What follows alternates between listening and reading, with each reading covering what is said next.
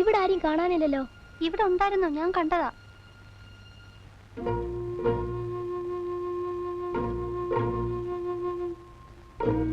Mister,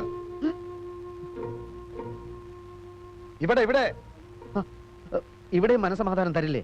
ഇവിടെയും മനസമാധാനം തരില്ലെന്ന് ചോദിച്ചാൽ ഞങ്ങൾ നേരത്തെ തനിക്ക് മനസമാധാനം തരാത്തവരാണെന്ന് തോന്നുമല്ലോ. എന്റെ ദൈവം ഇവിടെ ഉറങ്ങുന്നു, ഞാൻ കുറച്ചു നേരം ഒന്ന് ധ്യാനിച്ചോട്ടെ. അയ്യോ, ഇത് വല്ല കാവ അമ്പലം എന്ന് വിചാരിച്ചിട്ടാ. ഇതേ ദേ ഈ കുട്ടികളുടെ സ്ഥല. ആരുടെ സ്ഥലമാണെന്ന് ഞാൻ ചോദിച്ചില്ലല്ലോ. സാറേ, ഇവിടെ അമ്പലം ദൈവമൊന്നുമില്ല. ഇത് ഈ കുട്ടികളുടെ അച്ഛൻ മോഹൻദാസിന്റെ അമ്മ ശ്രീദേവിയുടെ അസ്ഥിത്തറയാ. നിങ്ങൾ എന്നെ തെറ്റിദ്ധരിച്ചു. നിങ്ങൾ ആരാണ്? അതറിയിക്കാൻ എനിക്ക് താല്പര്യമില്ല. പക്ഷെ ഒന്ന് ഞാൻ പറയാം, നിങ്ങൾ പറഞ്ഞല്ലോ ഇവിടെ ദൈവമില്ല, അമ്പലമില്ല എന്നൊക്കെ.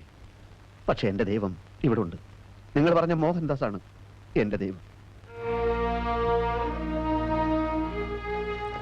നിങ്ങൾ എന്റെ ഏകാഗ്രത നശിപ്പിച്ചു. ഞങ്ങളുടെ ഡാഡി നിങ്ങളുടെ ദൈവമാണെന്ന് പറഞ്ഞു. പക്ഷെ നിങ്ങൾ ആരാണെന്ന് പറയാത്ത എന്താ? പറഞ്ഞാലും നിങ്ങൾക്കാർക്കും മനസ്സിലാവുകയില്ല. അദ്ദേഹം ആക്സിഡന്റിൽപ്പെട്ട് ഈ ലോകത്തോട് യാത്ര പറയുമ്പോൾ ഞാൻ ഒമാനിലെ ഇബ്രി എന്ന് പറയുന്ന സ്ഥലത്തായിരുന്നു. ആ നിമിഷം അവിടെ നിങ്ങോട്ട് പറക്കാൻ ഞാൻ കൊതിച്ചു. പക്ഷെ ചിറകറ്റ പറവയ്ക്ക് പറക്കാൻ എങ്ങനെയാവും? എയർ ഇന്ത്യ സമരം. ഓട്ടെ, വരിക, നമസ്കരിക്കുക, പോവുക, അത്രേ ഉദ്ദേശിച്ചുള്ളൂ. നിങ്ങൾ ആരാണെന്ന് പറഞ്ഞിട്ട് പോകൂ. മോഹൻദാസുമായി എന്താണ് ബന്ധം? എന്തിന് ഞാനത് നിങ്ങളോട് പറയണം? നിങ്ങളുടെ പേരെങ്കിലും ഒന്ന് പറഞ്ഞിട്ട് പോകൂ. എന്തിന്? ഒരാകാംക്ഷ, അത്രമാത്രം. ഒരു പേരിൽ എന്തിരിക്കുന്നു? എങ്കിലും പറയാം. മറ്റുള്ളവർ എന്നെ വിളിക്കുന്ന പേര് ബാബുരാജ് എന്നാണ്. ഓ മൈ ഗോഡ്, നിങ്ങളാണോ ബാബുരാജ്? മോഹൻദാസിന്റെ ഏറ്റവും പ്രിയപ്പെട്ട ബാബുരാജ് നിങ്ങളാണോ? എന്നെ പോകാൻ അനുവദിക്കൂ. ഇനി നിങ്ങൾ ഒരാളെ മുന്നോട്ട് വെക്കാൻ പാടില്ല. എന്റെ മക്കളെ, ഈ മനുഷ്യനെ പറ്റി ഒരുപാട് പറയാനുണ്ട്. ആരാണ് അങ്കിൾ? ഒറ്റ വാക്കിലൊന്നും പറയാൻ പറ്റില്ല. ബാബുരാജിനെ നമ്മൾ വിടാൻ പാടില്ല. പിടി വിട്ടാൽ പിന്നെ ഇയാളെ കിട്ടില്ല. എന്താ ഇയാൾ പിടികിട്ടാ പുള്ളിയാ? പിടി വിട്ടുകൂടാത്ത പുള്ളിയാണ്. മിസ്റ്റർ ബാബുരാജ്, നിങ്ങൾ ഈ അനാഥരായ കുട്ടികളുടെ മുഖത്തേക്കൊന്ന് നോക്കൂ. നിങ്ങളുടെ പിതൃതുല്യനായ മോഹൻദാസിന്റെ കുട്ടികളാണിവർ. നിങ്ങൾക്ക് ഈ കുട്ടികളോട് ചില കടപ്പാടുകളൊക്കെ ഇല്ലേ? നിങ്ങൾ ഇവരെ ഒന്ന് ആശ്വസിപ്പിച്ചിട്ടെങ്കിലും പോകൂ. സ്വയം ആശ്വസിക്കാൻ കഴിയാത്ത എനിക്കങ്ങനെ മറ്റുള്ളവരെ ആശ്വസിപ്പിക്കാനാവും? പ്ലീസ് മിസ്റ്റർ ബാബുരാജ്, ഈ കുട്ടികൾക്ക് വേണ്ടി ഞാൻ നിങ്ങളോട് യാചിക്കുകയാണ്. ഓക്കെ, അല്പസമയത്തേക്ക് മാത്രം. Thank you, thank you. മോളെ, ഞാൻ ചോദിക്കുന്നത് വേറൊന്നുമല്ല. എന്തൊക്കെയായാലും ഇവറ്റകൾ അന്യന്മാരല്ലേ? അന്യന്മാരെ കിടപ്പുമുറി കയറ്റി കിടത്തുന്നത് അത്ര ശരിയായിട്ടുള്ള ഏർപ്പാടല്ല. അത്രേ ഞങ്ങൾ പറയുന്നുള്ളൂ, അല്ലേ? പിന്നെ ഒരു മര്യാദ വേണ്ടേ? വരിക, കാണുക, പോവുക, അത് ന്യായം. അച്ഛന്റെ എത്ര വലിയ സുഹൃത്തായാലും അത്രേ പാടുള്ളൂ. ആദ്യം ഉച്ചയ്ക്ക് പോകുന്നു വിചാരിച്ചു, പിന്നെ വൈകുന്നേരം പോകുന്നു വിചാരിച്ചു. ഇതിപ്പോ രാത്രി നേരെ എത്രയായി? ഇതെന്താ ഇവന്റെ ഒക്കെ തറവാടാ? അയ്യേ. അതെ, എന്താ? മോഹൻദാസ് സാർ ഉള്ളപ്പോഴും വക്കീൽ സാർ ഇവിടെ വരാറുണ്ട്. 10-15 ദിവസമൊക്കെ താമസിച്ചിട്ടേ പോവാറുള്ളൂ. ആ, നേരത്തെ അങ്ങനെ ഒരു ശീലം ഉണ്ടാക്കിയതാ കുഴപ്പമായത്. എന്തു കുഴപ്പം? അവര് തമ്മിലുള്ള ബന്ധം എങ്ങനെയാ? മോഹൻ സാർ ഒരു ഗതിയില്ലാതെ കോഴിക്കോട് അലിഞ്ഞു തിരിഞ്ഞു നടക്കുന്ന സമയത്ത് ഈ വക്കീൽ സാർ പല സഹായങ്ങളും ചെയ്തിട്ടുള്ളതാ. എനിക്ക് ഈ പഴംപുരാണൊന്നും കേൾക്കണ്ട. കുട്ടികളുടെ അമ്മാവൻ എന്നുള്ള നിലയ്ക്ക് എനിക്ക് ഇതിൽ ഇടപെടാതിരിക്കാൻ പറ്റില്ല. എന്താ പ്രശ്നം? ഇയാള് തന്നെ ഇവിടുത്തെ പ്രശ്നം. അങ്കിൾ, നീ മിണ്ടരുത്.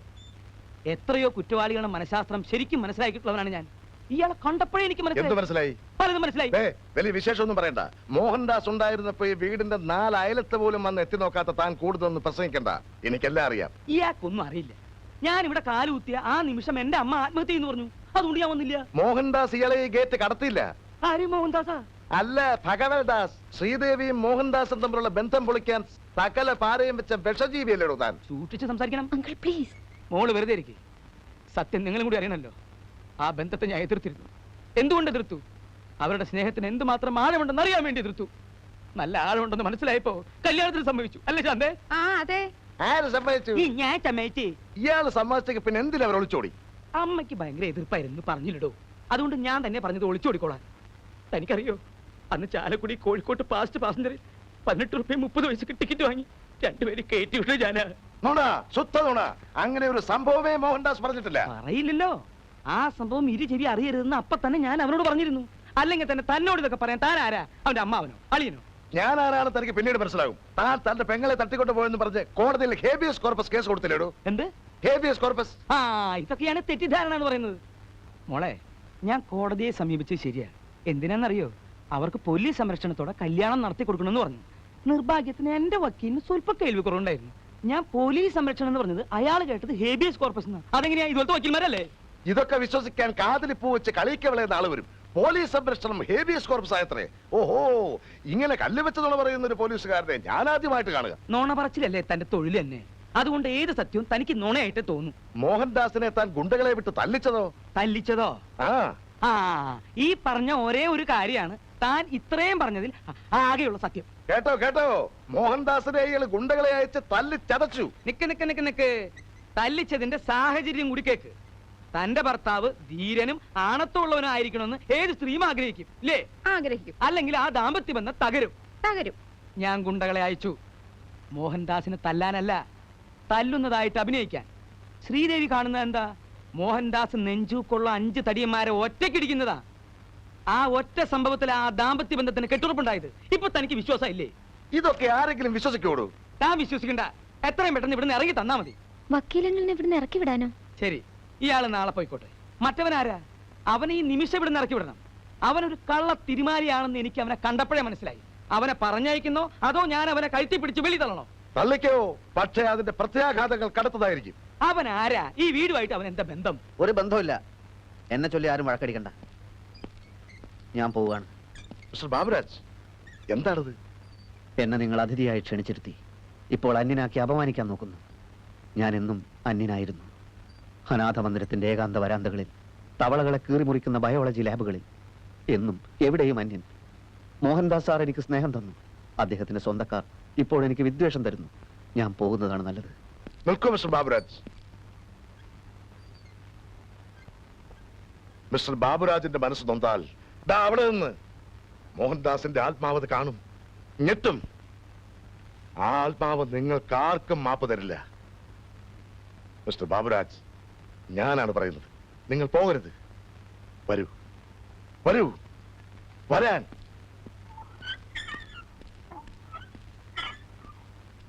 ഒപ്പിടുമോളെ. എന്താ അങ്കിൾ ഇത്? വക്കീലെങ്കിലാ പറയുന്നു ഒപ്പിടാൻ. എന്റെ മോഹൻദാസിന്റെ മക്കൾക്ക് മനസമാധാനമായിട്ട് ഇവിടെ ജീവിക്കാൻ പറ്റുമെന്ന് എനിക്കറിയണം. മോളിൽ ഒപ്പിട്. ഇതിലെന്താ എഴുതിയിരിക്കുന്നത് അങ്കിൾ? വളരെ ചെറിയൊരു പോലീസ് കംപ്ലൈന്റ് ആണ്. ചെവി അറിയാതെ അമ്മാവനെയും അമ്മാവിയെയും പോലീസ് ഇവിടെ വന്ന് പൊക്കിക്കോളൂ. അത് ഞങ്ങൾ കംപ്ലൈന്റ് കൊടുത്തതാണെന്ന് അവരറിയില്ല അങ്കിൾ. ഇല്ലല്ലോ, ഈ പെറ്റീഷൻ ഇവിടുത്തെ സർക്കിളിൽ നിന്ന് കാണിക്കുകയുള്ളൂ, ഒരു വിശ്വാസത്തിന്. പിന്നെ അടിയോടി അടിയന്തിരമായ ഡ്യൂട്ടിയിൽ ജോയിൻ ചെയ്യണമെന്ന് പറഞ്ഞ് അയാളുടെ സ്റ്റേഷനിൽ ടെലഗ്രാം വരും. അതൊക്കെ വക്കീലങ്ങൾ നോക്കിയോളാം. ഫോണിൽ ഒപ്പിട്ടേ. എങ്കിൽ കൂട്ടത്തിൽ ആ ബാബുരാജിനെയും ഇവിടുന്ന് ഇറക്കി വിടാം അങ്കിൾ. അത് മോനെ വേറെ പ്രശ്നമുണ്ട്. പ്രശ്നം എന്ന് പറയുന്നതല്ലാതെ എന്താ പ്രശ്നം അങ്കിൾ പറയുന്നില്ലല്ലോ. അയാൾ ആരാ അങ്കിൾ? ഡാഡിയായിട്ട് അയാൾക്ക് എന്താ ബന്ധം? പരിചയമില്ലാത്ത ഒരാൾ വീട്ടിനകത്ത് കിടന്നിങ്ങനെ കറങ്ങുന്നത് വല്ലാത്ത ഡിസ്റ്റർബൻസ് ആണ് അങ്കിൾ. യഥാർത്ഥ സത്യം ഞാനങ്ങ് പറഞ്ഞേക്കാം. മോളിങ് വാ. നിങ്ങൾ വേണ്ട, ഞാൻ പറഞ്ഞുതരാം. അല്ലെങ്കിൽ എല്ലാരും കേട്ടോളൂ. എന്തായാലും ഒരു ദിവസം നിങ്ങളെല്ലാം അറിഞ്ഞിരിക്കേണ്ടതല്ലേ. എന്റെ പൊന്നുകുട്ടികളെ, നിങ്ങൾ ആരും അറിയാത്ത ഒരു ഭയങ്കര സത്യം ഞാൻ പുറത്തുവിടുകയാണ്. നിങ്ങളുടെ അച്ഛൻ മോഹൻദാസിന്റെ ഒരു കിഡ്നി ഡാമേജ് ആയതും അത് മാറ്റിവെച്ചതും നിങ്ങൾ അറിഞ്ഞിട്ടില്ല എന്നെനിക്കറിയാം. ശ്രീദേവിയും നിങ്ങളും ഭയപ്പെടുമെന്ന് കരുതി മോഹൻദാസ് പറയാതിരുന്നതാ. കോഴിക്കോട് വെച്ചായിരുന്നു ട്രാൻസ്പ്ലാന്റിംഗ്. മരിച്ചു പോകുമെന്ന നിലയായിരുന്നു. അനാഥനായ ഈ ബാബുരാജ് ഒരു ചില്ലി കാശ് പോലും വാങ്ങാതെ അയാളുടെ ഒരു കിഡ്നി മോഹൻദാസിന് കൊടുത്തു. പക്ഷേ മോഹൻദാസ് അഭിമാനിയായിരുന്നല്ലോ. അയാൾ അന്നേ മനസ്സിലെന്തോ കണ്ടിരുന്നു. അനാഥനായ ബാബുരാജിനെ മോഹൻദാസ് പഠിപ്പിച്ചു, ബാംഗ്ലൂരിൽ ഒരു ജോലി വാങ്ങിക്കൊടുത്തു. ഇനിയാണ് ശരിക്കുള്ള സത്യം ഞാൻ പറയാൻ പോകുന്നത്. തന്റെ മകൾ മീരയെ ബാബുരാജിനെ കൊണ്ട് കല്യാണം കഴിപ്പിക്കണമെന്നായിരുന്നു മോഹൻദാസിന്റെ ഉദ്ദേശം. സൽ സ്വഭാവിയായ ബാബുരാജാണ് തന്റെ മകളെ കെട്ടുക എന്ന് മോഹൻദാസ് എന്നോട് പറഞ്ഞിരുന്നു. ബാബുരാജിനും അതറിയാം.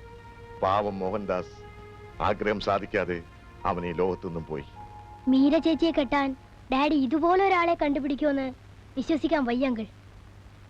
വെറും കറമ്പൻ, പൊക്കവും ഇല്ല, കാണാനും ഭംഗിയില്ല, സ്മാർട്ട്നെസ് 1% പോലും ഇല്ല. അത് അങ്കിൾ പറ, അയാൾ ചേച്ചിക്ക് മാച്ച് ആണോ?